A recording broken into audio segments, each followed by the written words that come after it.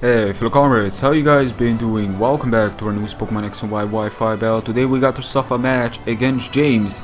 And before we start with this match, I just want to apologize again for not bringing you guys any more, any Wi-Fi battles, earlier, shortly after I did my previous one. But I was working with Pokebank, I just got everything ready, so much lower tier, or at least what I consider to be lower tier. So look forward to those. I'm really happy to use those, really looking forward to them and all the sets that I'm planning on using with them.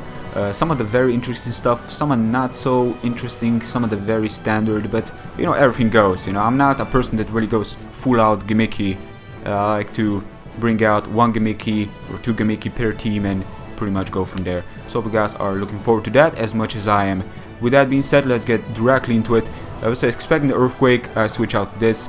Then again, he will probably expect me to go for a Whirlwind, so he's gonna switch out to something that can bounce that back.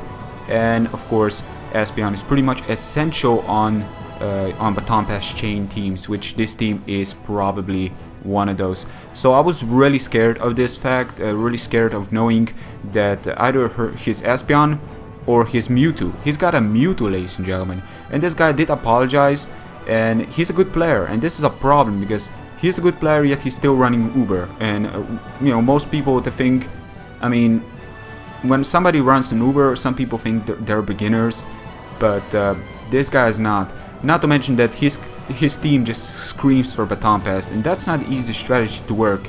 But if you're not prepared, then be ready, because you're gonna need to think twice before you act. Every mistake I make is gonna cost me a lot, so I cannot make mistakes. I made a really smart move here, go for the lead seat again, expecting him to switch out, so I can manage to, manage to suck his soul a bit. And not to mention, this is gonna go through the Baton Pass chain, so if he does Baton Pass away, it's still gonna get seeded. So this is incredible, because we could have just successfully right here, we may have managed to pressure him into not Baton Pass, Baton Passing this away into something else. Because again, with the lead seed sucking his soul, and especially against Gliscor, which is actually a possibility of running sub, so the lead seed on Switch was incredible. And not to mention that Espeon could still run Morning Sun, and in general that was a very good move my part. So he does directly switch out. Was that a Baton Pass? No, that was not a Baton Pass. And I switch out to my Medicham. So we did, as I mentioned, manage to break him down.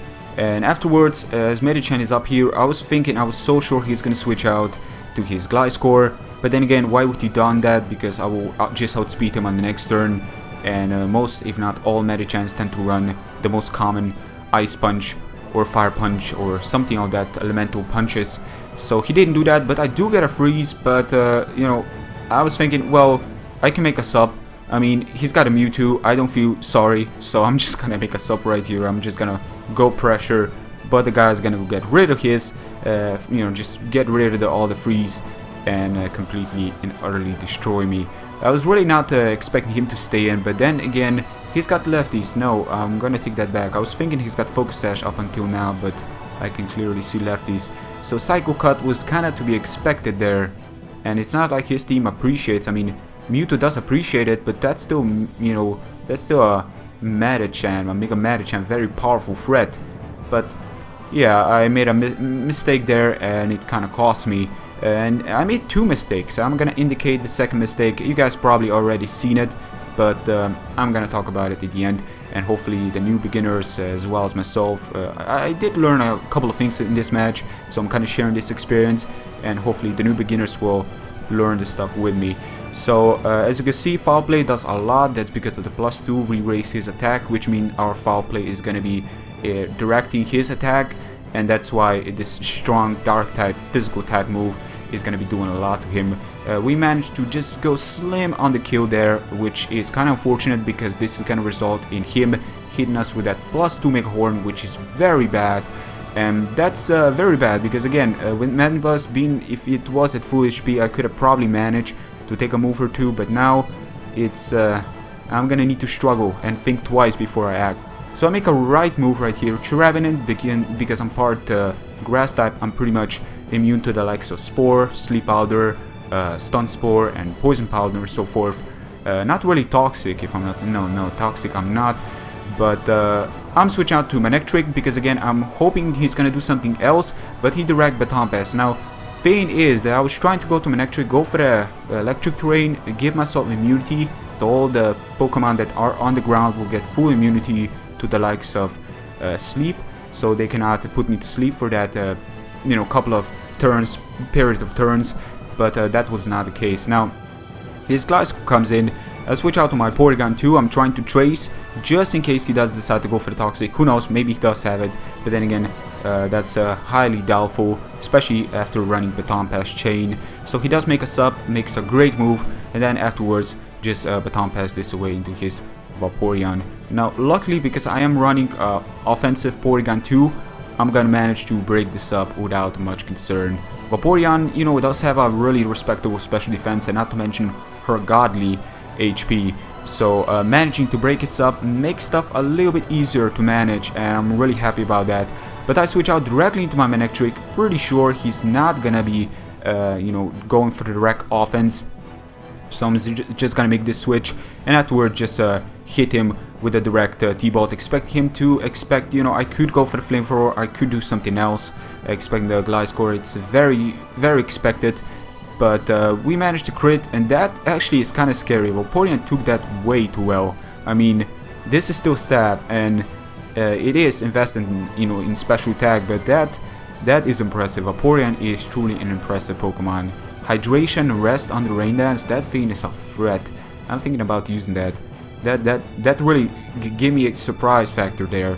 I didn't expect it to take it that well, but hey, Vaporeon, definitely nothing to mess around with. Anyways, I'm switching out again because I have the immunity. It's fine. He's gonna make a sub yet again, which is a huge problem. And afterwards, he's gonna Baton Pass again. You know, it is a Baton Pass chain team. You know, at this point, the reason I'm doing this normal speed, or at least near normal speed, is because I pretty much want to cover everything, especially the ending. So here is where I made a couple of key plays because I need to, in order to get myself an upper hand. It's still looking pretty bad. He still has his Mewtwo, and it's at a round of HP where he's going to be a huge threat towards my team, so I'm going to think twice before I act on every single turn I do. So he does go for the Quiver Dance. Here's where I made a key. I was expecting him to not go for the Spore. I was expecting him to expect me to switch out to Trevenant, and he did. Right there, right then, setup, which is great, which is something I was expecting, but I was not expecting the Quiver Dance, which is definitely a threatening thing to be faced by. So as you can see, he does go for the Spore on the next turn, which is something yet again I was expecting. I was trying to pressure him into going for the Spore and managed to avoid. That was incredible. And afterwards I'm thinking, you know, he couldn't Baton Pass into anything. I guess he could have, but then he could have had the chance. I could have Shadow Ball or go for the Tri-Attack, and he didn't want to take any necessary sacrifices, so he was playing it safe. But then Store Power +1, I believe. No, it's actually +3 because special attack, speed, and special defense have been raised. Unfortunately, Trevenant being special defensive is quite impressive. Just gonna go for the Horn Leech and absolutely drain his soul complete. Espeon goes down to dust. Incredible. Espeon is a threat, and we managed to break down probably one of his offensive threats. I mean, looking at his team, from what I can tell, Mewtwo and Espeon are probably the more offensive. Scolipede is on the physical side, but outside of that, I'm just looking at this and think those two are probably the biggest threats towards my team, so I'm gonna need to look out for it. Now, here it is, ladies and gentlemen. Mewtwo directly turning into his Mega Mewtwo Y, which coverage consumes everything. This is incredible. Fire Blast. I was kind of hoping he's gonna miss, but who am I kidding here? That's not gonna happen. I believe that the game, I've read somewhere that this thing is unstoppable, so we're gonna see how much of that is true. So I switch out to Mandibuzz. I was thinking, well, Aura Sphere, probably Side Shock and all those coverage, but I completely forgot about the T-Bolt. I mean, this thing has everything. I believe it even has Ice Beam. So with that being said, this thing covers all, if not truly all, so that's pretty incredible. He's gonna go for Aura Sphere. I'm gonna go for the Shadow Ball. I'm trying to break him down. I unfortunately aren't Ghost type, but I can still do a lot of damage. Now Mega Mewtwo Y, if I'm not mistaken, does have better special defense than his defense, so I'm gonna take that into my advantage. I managed to survive with 8 HP, ladies and gentlemen. Incredible. Porygon 2 standing up his ground. Just gonna go for try attack just in case he does switch out his Smeargle, trying to avoid the Shadow Ball and whatnot, trying to preserve this for later on, but he did stay in. And you know, at the end of the day, Shadow Ball would have not done enough. But here is where it's at. He is at the amount of HP where I can probably handle him with Entei, being that again Mega Mewtwo Y does not have the defense. I believe his defense for an Uber is actually quite low, but then again it does have the HP. And I'm just gonna go for Extreme Speed and Unstep Extreme Speed, clean takes it out. Incredible. And I aren't even banded, so that was pretty great. Just gonna go for the Sacred Fire. I guess he wasn't really trying to risk me Sacred Firing him on the switch if he did such a move, because he cannot take 3 and I can take 1 Earthquake at the amount of HP I'm at. I know Entei does have the bulk because of his well, naturally his defense is actually pretty good, and he just does have an incredible HP amount. I mean, this thing does really have an incredible HP. It has more HP than Suicune, so that speaks on his own. But he's gonna go for Earthquake again, and not to mention he was a bulky variant. I'm guessing that's Gliscor of his, so that's what Entei managed to dish out, so that was great. Now here's where stuff get a little bit interesting. Now he did get a Poison Heal, but he's still an amount of HP where I can probably take him down with the Flamethrower. That was in my mind back then, so I'm thinking, okay, let's go for the Flamethrower. I cannot risk, but he does know that Flamethrower may take him out. So what I was thinking here is, are you by any chance trying to pull this strategy off? Are you by any chance trying to force me into going for electric type move and then switch out directly into your Gliscor, get that Poison Heal off and take me out? Because I'm pretty sure I can outspeed you. I'm pretty sure you have some bulk to it and you aren't running max speed, and I do run max speed. So again, I'm pretty sure I can outspeed you with that single information involved. But the way he stayed in, I'm thinking that is not in his plan. The way he just stayed in with Vaporeon, I mean, it was kind of obvious that I'm not gonna Flamethrower again, but then again I believe Flamethrower would have been enough at that point. This time, ladies and gentlemen, this was a mistake. I should have not done that, but I really wanted to, because it just felt great to, you know, to give him that, you know, to give him that middle finger to that Smeargle there, just saying, no, I'm not going to sleep, let's go, Thunder, Thunder, Thundercats, no! Exactly, that's what happened, ladies and gentlemen. This is quite bad. Gliscor comes in, and honestly I should have Flamethrower, because as you're gonna see, exactly, look at that, Flamethrower, take him down to a point that he made an incredible move. If I did Flamethrower there and then I would have taken him out, there was so many ways the ending could have gone. I made a mistake. I'm gonna give you guys knowing that I really did make a mistake. If I did Flamethrower, I would have probably won this match, because then nothing on his team could have appreciated. You know, Smeargle couldn't have taken the T-Bolt, and Gliscor couldn't have taken the Flamethrower another time. So again, when I think about it, the amount of HP he was at, I guess he could have still survived the Flamethrower, I'm not too sure. But then stuff could have gone so many ways. He could have Quiver Dance as I Flamethrower his Smeargle, and maybe he could have survived. And then Baton Pass into his Gliscor with a speed increase, special defense increase. He could have taken me out and outspeed me. You know, the ending could have gone so many ways. But I enjoyed this match a lot. I found the ending to be very excited, something very different and very much threatening. That Mewtwo was definitely something different. So hope you guys have enjoyed this match as much as I did.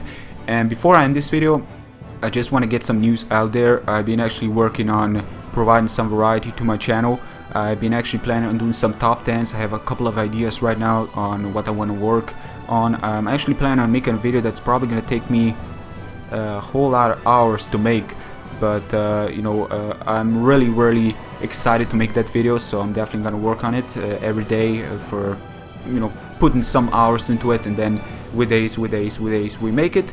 And then I'm gonna upload it on YouTube, so if you guys are looking forward to that. I'm not gonna spoil what it is. What else do we got? Well, as I said, top 10 videos. I'm planning on making some more of those, and I'm actually making a let's play. I already made part 1 on my new let's play. It's gonna be Nuzlocke, and it's actually about a game that I'm really excited to play. I played it and I enjoyed it a lot, so I would really appreciate if you guys could you know, give it a chance and come check it out. If you enjoy you know, if you enjoy my commentary or the gameplay or the game itself, then be sure to, you know, support it by giving it a like.